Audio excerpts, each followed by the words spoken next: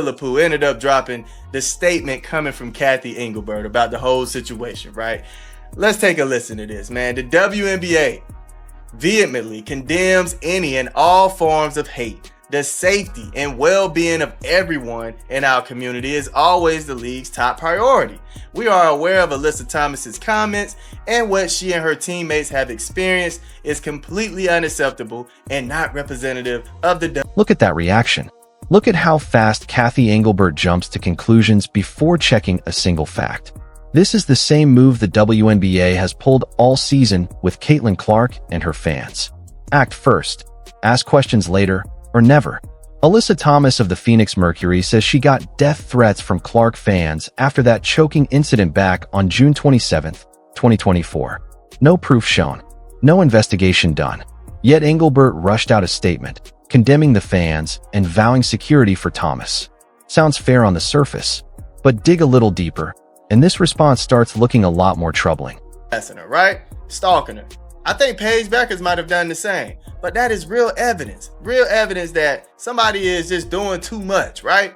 And honestly, man, I can pick out a plethora of crazy messages on X about Caitlin Clark and how, I mean, Cathy, you should step up and say something about this if you're going to talk about everybody on social media, right? You're going to protect everybody. Look at this, man. So this person right here was actually defending Caitlin Clark, right? Here's where things start to unravel. The league put out that statement on July 2nd, 2024, but ESPN's Alexa reporting paints a very different picture. Filippo, Engelbert, and Thomas had already been texting a whole week before that. The commissioner had already ordered league security to get in touch with Phoenix security about those alleged threats. So Thomas's claim that she never heard from the commissioner, that falls apart fast. The messages prove otherwise. Let's talk about what got ignored. Caitlin Clark got hip-checked by Kennedy Carter on June 1st in Chicago, nothing from the league.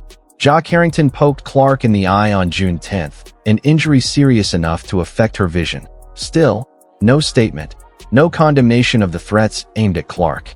Then on June 27th, Clark's own teammate Misha Hines-Allen had to step in front of Alyssa Thomas just to protect her. And again, silence from the league office. That's the real story here.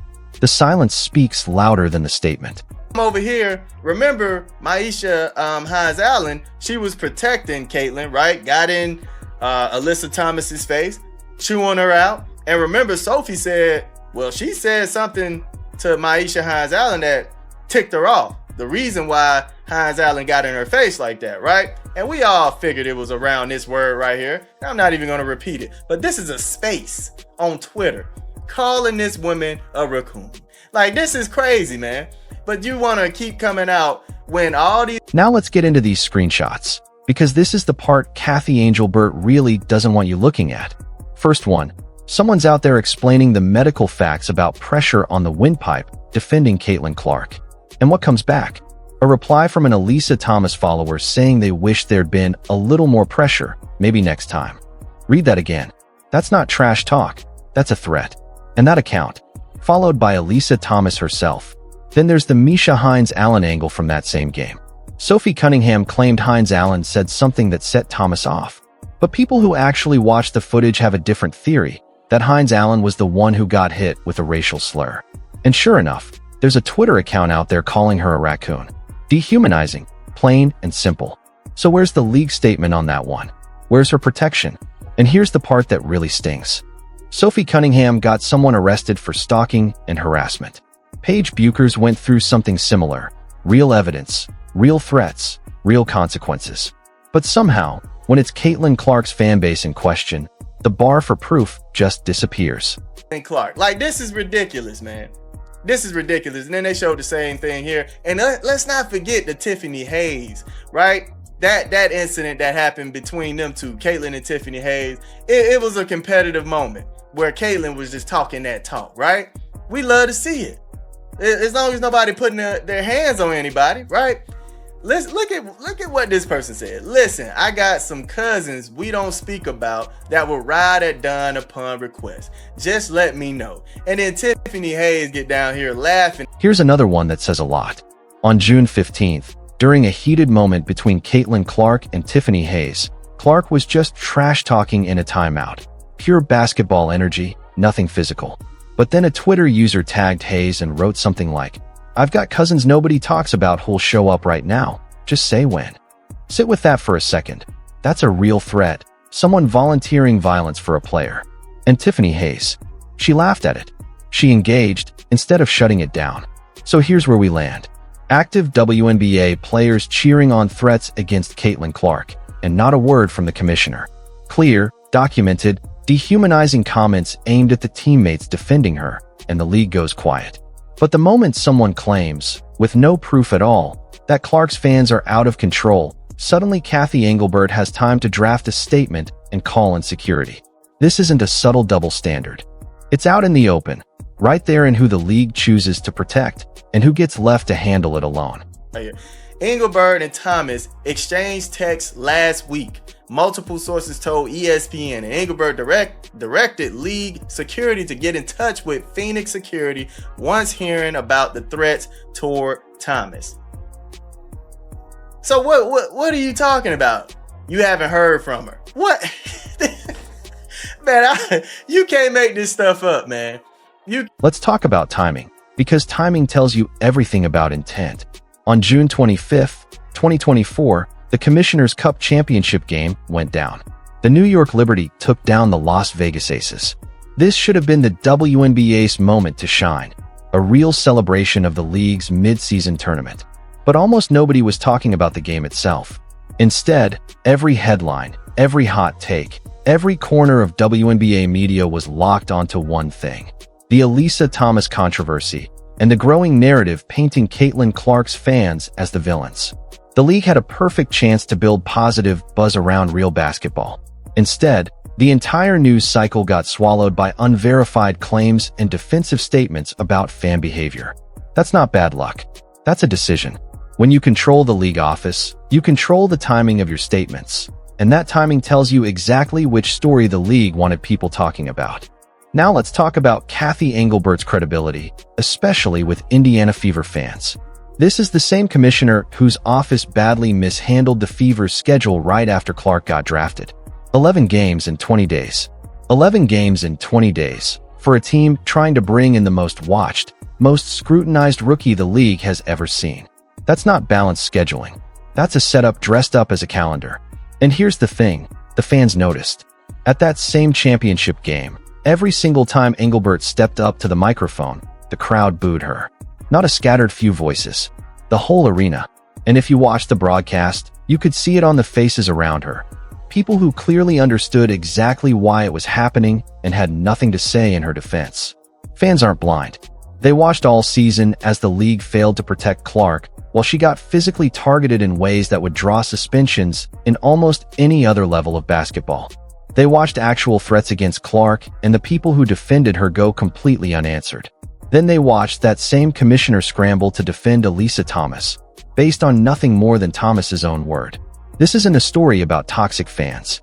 This is a story about bias so obvious that even casual viewers can spot it from a mile away. It gets worse. The Athletic reported that Deanna Bonner had received close to a dozen threatening messages, including racial slurs and death threats, and that she hadn't heard from the commissioner in years. Around the same time, sports media personality Annie Costabile, who's been openly critical of Clark's fanbase ever since a public dispute with a YouTuber who accused the league of biased coverage, jumped on a similar story. On July 3rd, 2024, Costabile posted that The Athletic had also obtained close to a dozen threatening messages sent to Dijanai Carrington, including racial slurs and death threats, and that Carrington, too, said she hadn't heard from the commissioner in years. The message being sent was clear: the league protects certain players and leaves others out to dry. But here's the catch. Go read that Athletic article yourself. Scroll all the way through it. The screenshots aren't there. The actual messages aren't there. There's no verifiable evidence backing up the alarm. It's an accusation with nothing to check it against. So let's lay out exactly what happened, step by step, because once you see the pattern, you can't unsee it. On June 27th, during a live game, Alyssa Thomas wraps her arm around Caitlin Clark's neck from behind. This is an incidental contact from a basketball play. There's no ball anywhere near it. The officials call it a common foul in real time. After review, the league upgrades it to a flagrant foul, which comes with a fine, no suspension, nothing more. That's the league's full response to something that looked, to everyone watching, like a deliberate and dangerous act. Afterward, Thomas said she'd received death threats from Clark's supporters. Here's where we need to slow down and separate what we actually know from what we're simply being told. Thomas posted about the threats. She never posted screenshots. She never filed a public police report. She never produced anything that could be independently checked. She made a claim, and within a short window, the league backed that claim with an official statement and security involvement. Now compare that to what Clark endured across the entire season. May 31st, Angel Reese commits a flagrant foul, striking Clark in the head. June 1st, Kennedy Carter hip checks Clark away from the play, so blatantly that even Carter's own head coach felt the need to apologize afterward. June 10th, Dijanai Carrington pokes Clark in the eye, causing a corneal abrasion.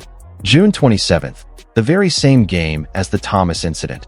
Clark's own teammate has to physically step in just to shield her from further targeting. Throughout all of it, Clark was getting death threats, racist messages, sexual harassment, documented publicly, confirmed by multiple reporters. And in response, how many official league statements condemning threats against Clark were released? 0. How many times did the commissioner publicly speak up about the hostile environment Clark was navigating? 0. That selectiveness isn't accidental. It's the whole pattern. Now here's why this actually matters far beyond just fairness to one athlete. The WNBA just locked in a media rights deal worth $2 billion over 11 years, starting in 2026. That's roughly $200 million a year, a genuinely historic number for a league that had never turned a profit in 28 years of existence. And the single biggest reason behind that jump in value is Caitlin Clark. The ratings bump whenever she's on the court isn't subtle. The Fever's average viewership rocketed from around 400,000 in 2023 to over 1.8 million in 2024. That's not gradual growth. That's an entirely new audience. And here's the uncomfortable part the league doesn't want to sit with. This new audience doesn't carry the same history with the league's culture that longtime fans do. They didn't grow up invested in its stories about struggle, respect, or paying dues. They showed up because they watched Clark do something unheard of in college basketball, and they wanted to see if it would carry over to the pros. What they found instead was a league that seemed more focused on knocking her down a peg than showcasing her. They watched her absorb physical hits that would have drawn fouls or suspensions at the college level. They heard commentators shrug it off as just how rookies get welcomed, as if targeted contact were some kind of tradition. They watched the league stay silent through all of it, then jump to defend the very players doing the targeting the moment those players claim to be victims. That's not a formula for keeping a new audience around. That's a formula for turning casual viewers into vocal critics. The Elisa Thomas situation is really just a small snapshot of the bigger issue. She commits an act that, in almost any other pro league, ends in a suspension. The league hands out a fine instead. The predictable social media fight breaks out between fan bases, the same as it does after any controversial play in any sport. Thomas claims she's being threatened. The league validates that instantly, no evidence required, and condemns Clark's fans in the same breath. Then it comes out that Thomas's claim about not hearing from the commissioner simply wasn't true. They'd already been in contact. At every single point in that chain, the league picked the option that pushed Clark's supporters further away. And those are the very supporters responsible for doubling the TV deal, boosting attendance, and finally putting this league on the mainstream sports radar. You cannot grow a business by alienating the audience driving that growth. You cannot secure your future by protecting the old guard at the expense of it. And you certainly can't keep your credibility when the double standard is this visible. Here's what should have happened. Thomas should have been suspended for at least a game. Not because of outside pressure, but because choking another player has no place in the sport. The league should have put out a statement condemning threats against every player, Clark included, backed by consistent enforcement. And the commissioner should have understood that the league's growth depends on protecting its biggest star just as much as its veterans. Instead, we got selective outrage, claims treated as fact without proof, and a commissioner getting booed at her own championship event because the fans could see straight through it. So where does this go from here? The league is standing at a real fork in the road. The money's arriving. A new labor deal is being negotiated. Expansion teams are in the works, and every bit of that future growth rests on the audience Clark brought in. If the league keeps treating that audience like a nuisance instead of a group worth respecting, the backlash is only going to grow louder. And it's already showing up in comment sections, in social media reactions, in the way mainstream sports outlets are starting to cover the league's dysfunction as much as its games. The irony is that by defending players like Thomas and Carrington, league officials think they're protecting the WNBA. In reality, they're proving right every criticism that new fans already had, that the league is closed off, petty, and resistant to change. And through all of it, Clark hasn't said a single bad word. She's handled every bit of targeting with composure. She's handled the media spotlight with maturity far beyond her years. She's carried the weight of being both the league's biggest draw and its most talked about lightning rod, and she's done it with total grace. And in return, she's been left to fend for herself while the league rushes to protect the people targeting her. That's not fairness. That's cowardice wearing fairness as a disguise. And the crowd at that championship game proved they see it too. So here's the real question. Does the league actually change course? Or do we watch this exact same pattern repeat itself the next time controversy touches Caitlin Clark? My honest read, the league stays locked in defense mode, protecting the status quo, right up until the ratings start slipping and the new fans stop showing up. And by then, it might already be too late to fix it. If this breakdown opened your eyes to something you hadn't noticed before, hit like, share it with someone who needs to see it, and drop a comment. Do you think Cathy Engelbert survives this season as commissioner? Do you think the league finally starts protecting Clark the way it should? Let's hear it below.